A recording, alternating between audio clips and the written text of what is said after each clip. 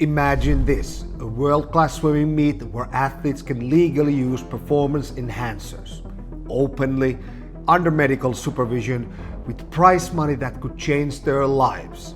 Is that the future of sport or the end of fair competition? Well, we don't have to imagine it.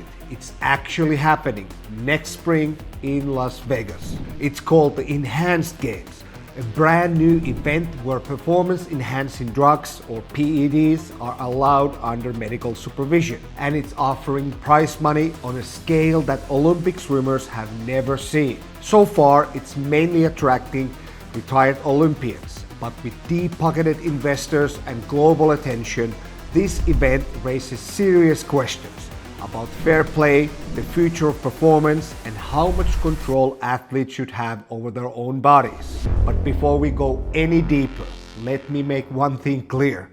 I am 100% against cheating, and anyone who breaks the rules undermines the integrity of sport. And nothing frustrates me more than knowing that in my own swimming career, I may have raced against doped athletes. Or even worse, that swimmers that I've personally coached were denied fair chances because somebody else was cheating. But here's the twist. The enhanced games don't actually break any rules because enhancements are allowed in that event. And everything is transparent and apparently supervised. And that raises a real ethical dilemma. My gut reaction, this should not exist. But then I think about the economic realities. If there's an audience willing to pay to watch it, if it's legal, and if the athletes are informed, consenting adults, then I don't know why it shouldn't exist. Would I compete in it? No. Would I coach for it? Never. But can I understand why some Olympic swimmers, especially those who are overlooked, underpaid, or past their prime, might see this as a rare chance to finally cash in on their years of sacrifice? Yes, I can see that. So today, let's set aside any judgment and approach this with curiosity. And let's hear from Brett Hawke, the head coach for Enhanced Games Swimming, on why he chose to be part of it, being fully aware of the backlash that would follow. Well, yeah, thanks for having me. Look, it's an interesting question. It's not something that I had predicted in my future for sure. The last 12 months has been an incredible, interesting, challenging journey going into the Enhanced Games. I guess ultimately it really started with me just being inquisitive, having some interest around what is this? How are they doing it? And what are they doing? Is just, I guess anything that new comes along, I'm always inquisitive. I always ask questions. And the more I started to ask questions about this, the more interest I noticed that I had in it. So I guess it really started with James Magnuson back 12 months ago when James reached out to me and asked me if I'd be interested in coaching him for the Enhanced Games. That's kind of when my questions really started. I started to dig deep into looking into it. What is it? Or what are they doing? How are they doing it? I guess from there it just grew. So it wasn't a quick decision. It wasn't one moment. It was over a period of a few months of me asking questions and me just having interest in coaching one of the fastest men in history. You know, James Magnuson is just. I was like, yeah, I'll coach you. Like it was a coaching job. I started off as a coaching job, you know, and like any other coaching job. And then it grew into, hey, we've got another athlete, Christian Golomiev. He's going to join. I was like, okay, I can coach Christian as well. You know, he's a 4-time Olympian. It just grew into something that was kind of unexpected. But that was kind of the foundations of just me being curious, I guess. And listening to Brett, it sounds it's not about chasing controversy, it's about chasing possibilities. And if this is about possibility, not just provocation, what's the outer edge of speed with enhancement? At first, I was thinking the way you think, like everybody thinks that this is going to have some dramatic effect, you know. And through my training of James and through my training of Christian, you know, we had a lot of success with Christian. Christian swam faster than he's ever swum in both a super suit and in a jammer without a super suit. he swam faster, but it wasn't as dramatic as people think. And through my learnings of the performance enhancing drugs, I've come to realize that there are some things that can obviously improve performance, but it's not in a dramatic fashion as we think, and that may have many factors, many reasons that we could go into, but certainly I think that there is a chance that people will swim faster for sure. Christian's already proven that by swimming 20.89 and 21:03 in the jammer. So there's definitely improvement, and I think we're just scratching the surface on the possibilities of human potential. And this line kind of caught my attention, that we're only scratching the surface of human potential, because it kind of shifts the conversation from controversy to exploration. And if enhanced swimming isn't about breaking rules but about breaking limits, then the real question is, how far can humans actually go? And pushing limits isn't really new. Even without any enhancement, swimming just keeps evolving. From different kind of suits to starts to training systems, every decade rewrites what natural performance means. So I asked Brett, have we already reached the edge of what's possible without enhancements? Or is there still room to grow? Back in 2009, when I coached Cesar Cielo and Fred Busquet, and Cesar and Fred both broke the world record in 2009. I mean, we were pushing boundaries back then. We had the wedge blocks, we had the super suits, the polyurethane. We had pools that were improving. So there were many factors back in 2009 that led to a jump in performance. And then, as you and I both know as swim coaches, the evolution of sprint training and the recovery around training and the way that we think about daily performance as well, that's evolving dramatically in the past 10, 15 years around sprinting, and we're learning so much, and we're sharing so much more too.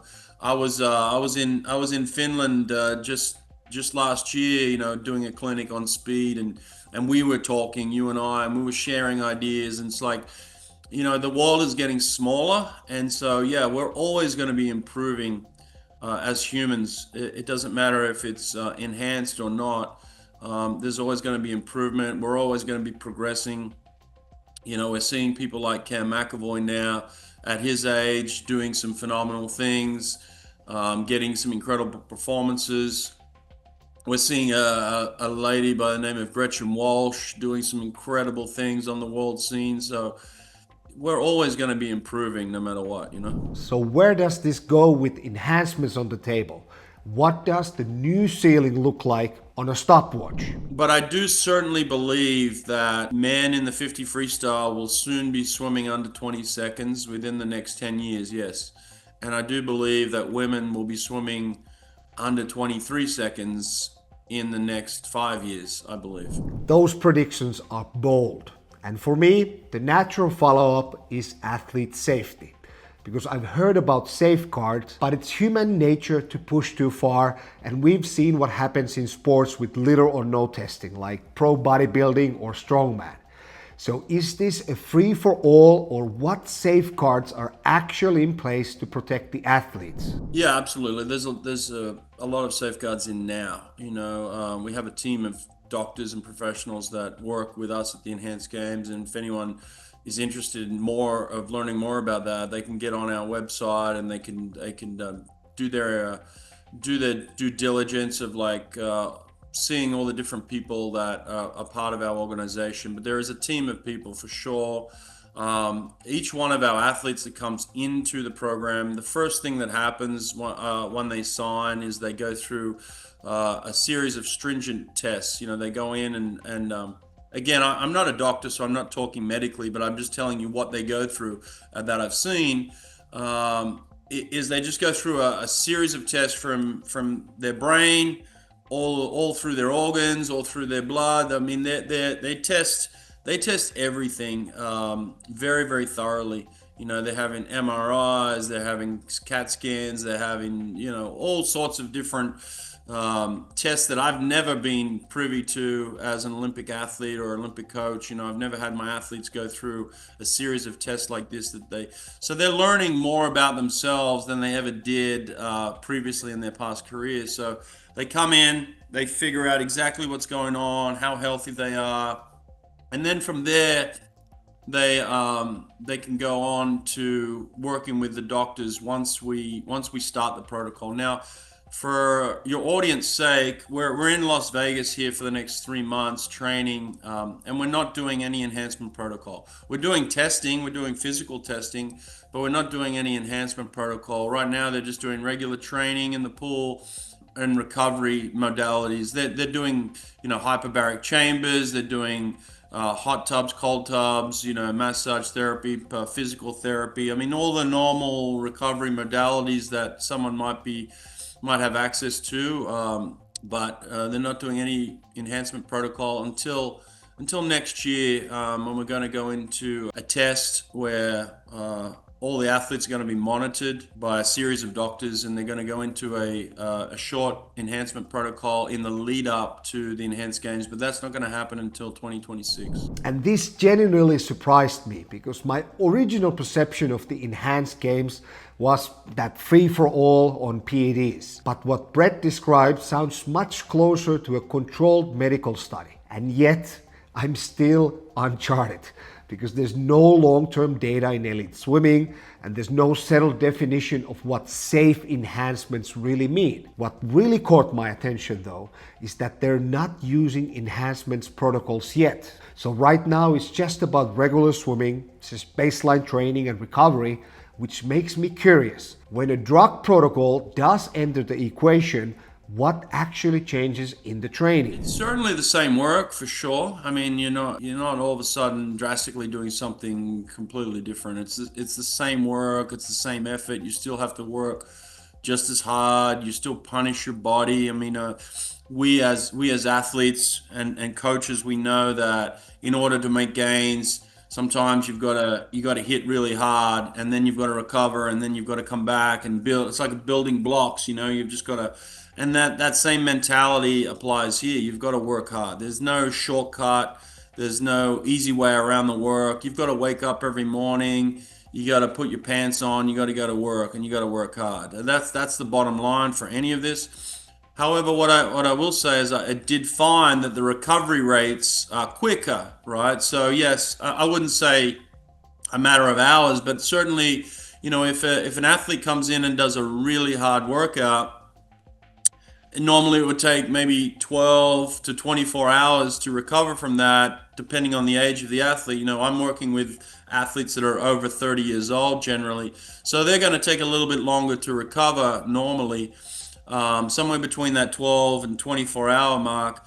So yeah, I did find that recovery rates had improved, so now we're talking somewhere between 6 hours and 12 hours. So it's kind of like cut in half their recovery rate, where they can come back and they can do another hard workout again. Now, what I found over time with James Magnuson specifically is that the central nervous system doesn't recover as fast as the muscles, the physical muscles, right? And so, we could do a really hard, intense sprint workout. We might be able to do a hard, intense gym workout. The muscles are going to recover faster than normal, for sure.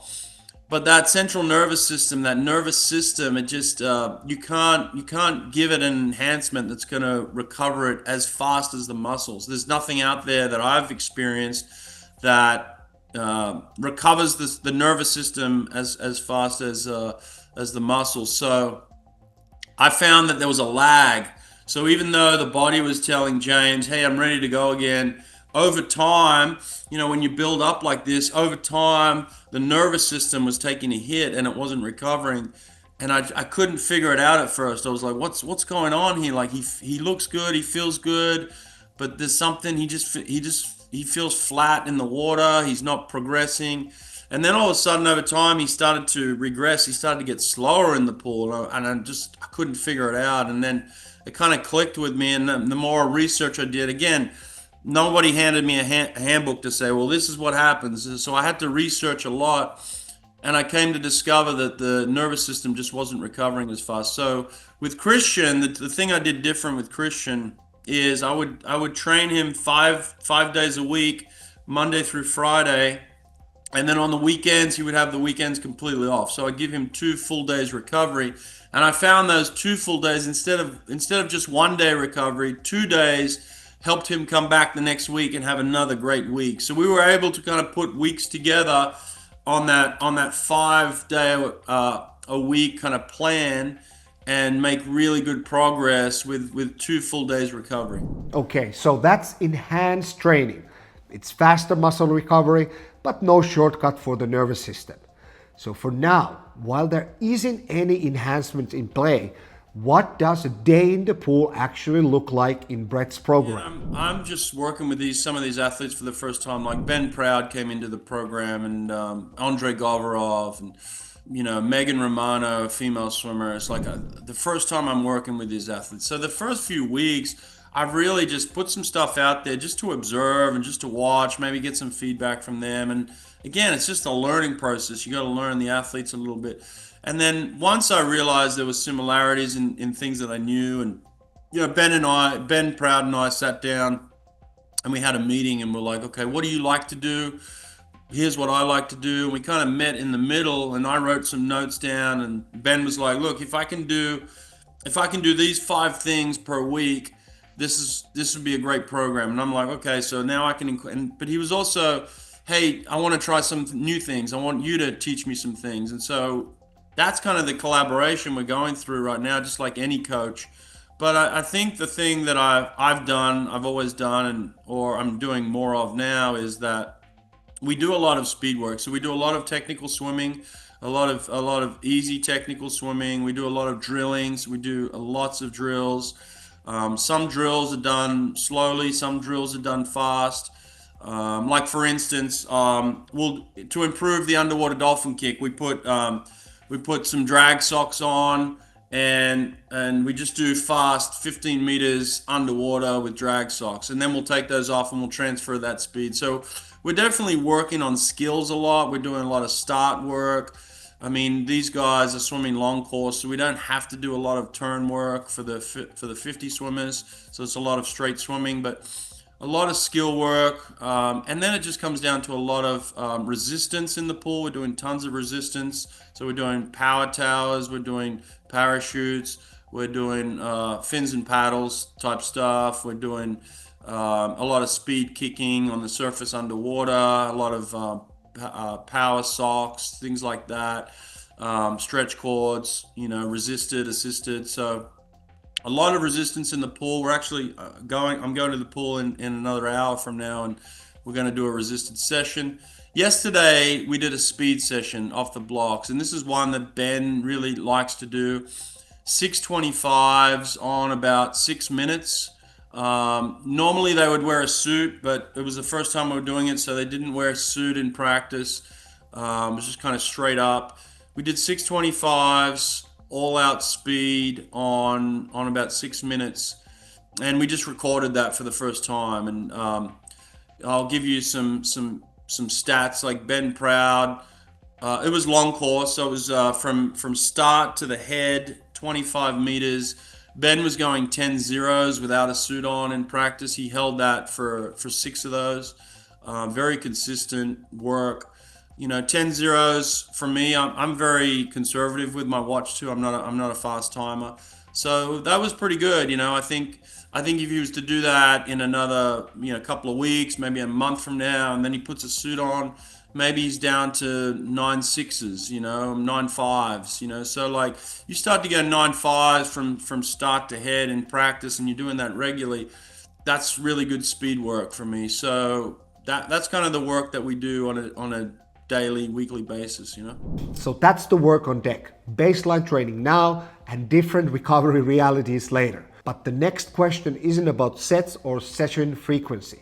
It's where athletes can race. As I understand it, there's been talk of the 2 pathways, the natural Olympic one and enhanced crossing on the same stage? And can that actually happen, and under what condition? Yeah, that's what we're fighting for right now. There's obviously everyone knows there's a lawsuit going on right now, and that's kind of what we're fighting for. We're fighting for the ability for athletes to make their own personal choices and where they compete and how they earn money. And I think ultimately, if these natural athletes were to come over and compete against the enhanced athletes, they could make a lot of money, and that'd be fun for everybody, and that'd be great. And that's what we're after. We're just after the fairness for them to make their own choices. We're certainly not saying that they should come over and mix with enhanced in any way other than just competing fairly, and they can stay in the testing pool. They can stay as Olympic athletes for sure if they like, but there might be some crossover in the future. So yeah, we're looking into that for sure. And this is where it gets really complicated for me. Because if the enhanced games opens to both enhanced and natural Olympic athletes, we're not talking about two separate sport leagues anymore. We're talking about a shared stage. And I understand, economically, it might make sense. There's more attention, more prize money, and more choices to compete. But scientifically and ethically, it blurs the line we used to define fairness for decades. And this is where the debate gets real. Set aside the science and the training, and you hit the core questions. Does open enhancement undermine integrity, or could it actually make sport more honest? So I asked Brett how he answers to people who say that what they're doing, no matter how transparent it is, still crosses an ethical line. I've heard that a lot. And again, I think that, look, for me, this was an inevitable evolution. I think that it does the opposite, actually. I think that it allows us to be open and honest with what we're doing and how we're doing it. And I think that forces change on the other side. I think that really puts pressure on people on the other side to be more honest in what they're doing and how they're doing it. So I think that it's going to be a positive for everybody.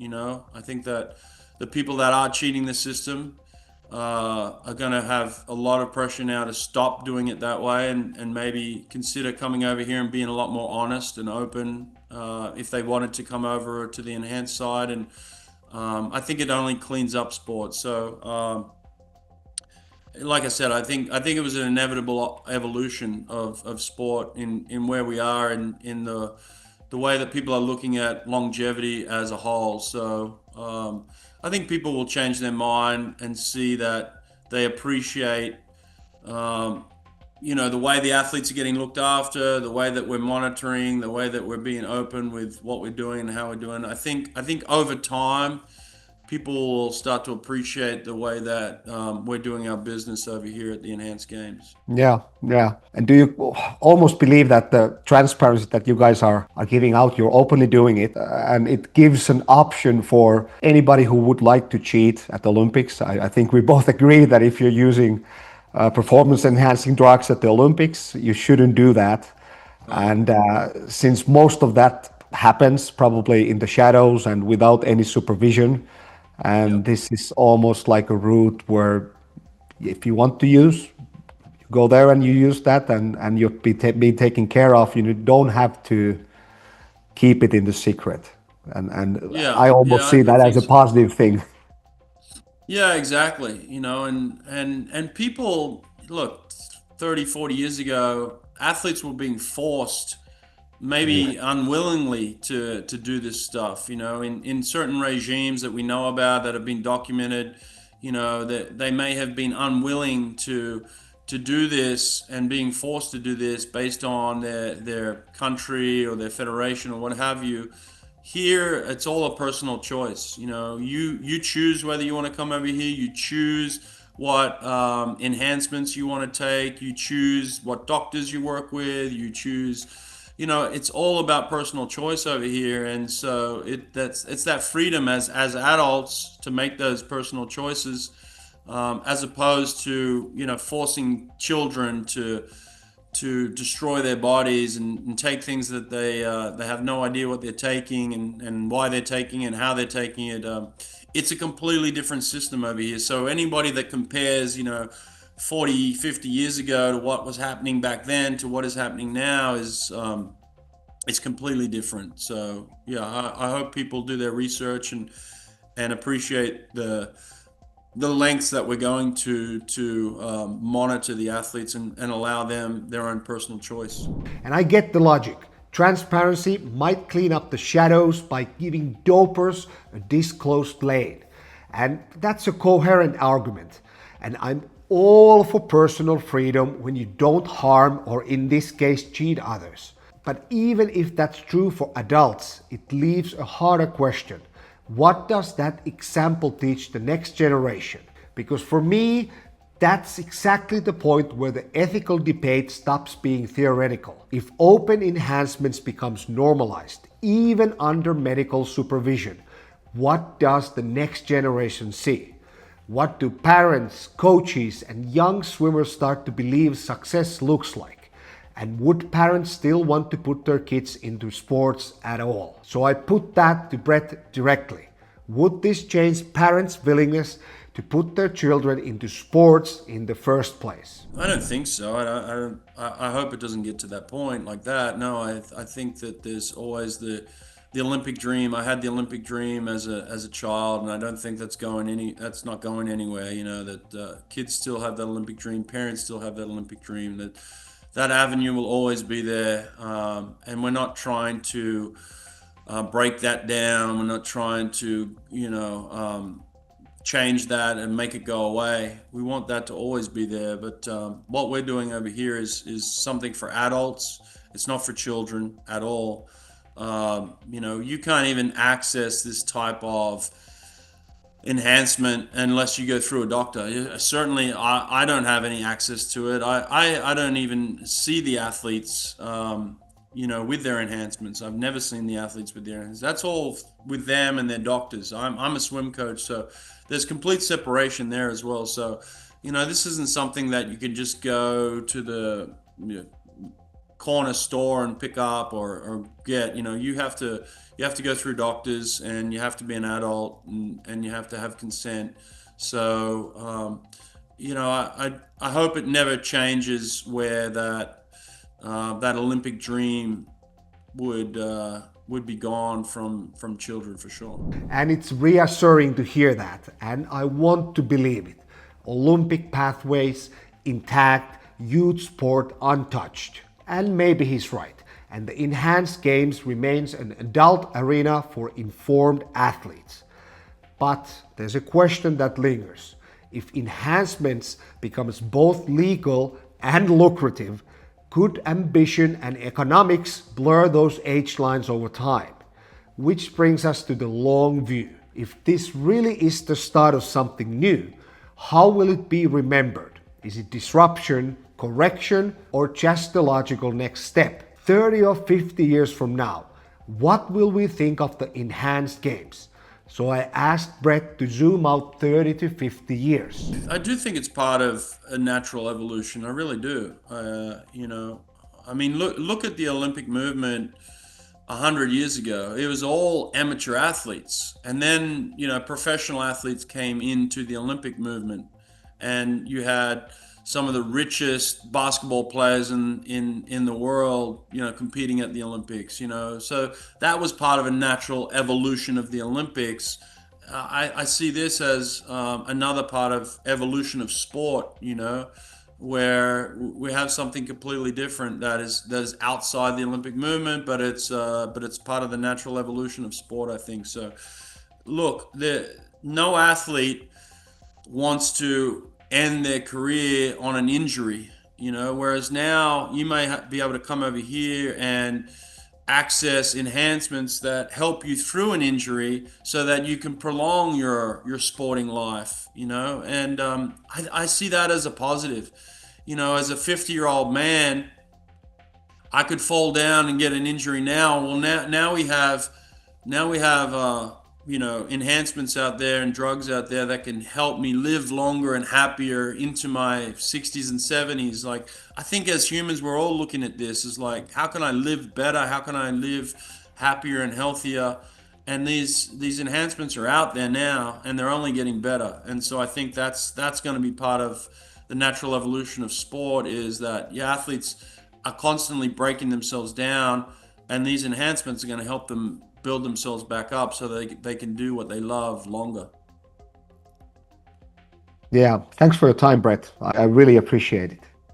Yeah, no, thanks for the questions, and thanks for just being curious. The curiosity. I think that goes a long way. I'm not telling everybody that they have to agree with everything we're doing, but I think if you ask questions, I think if you do your research, I think if you watch the documentary that we put out, I think if you watch, the things that we're putting out on social platforms like Instagram and other places, I mean, you can learn a lot, and maybe you might have a different opinion of what we're doing, once you ask those questions, for sure. And maybe Brett's right, and this is evolution.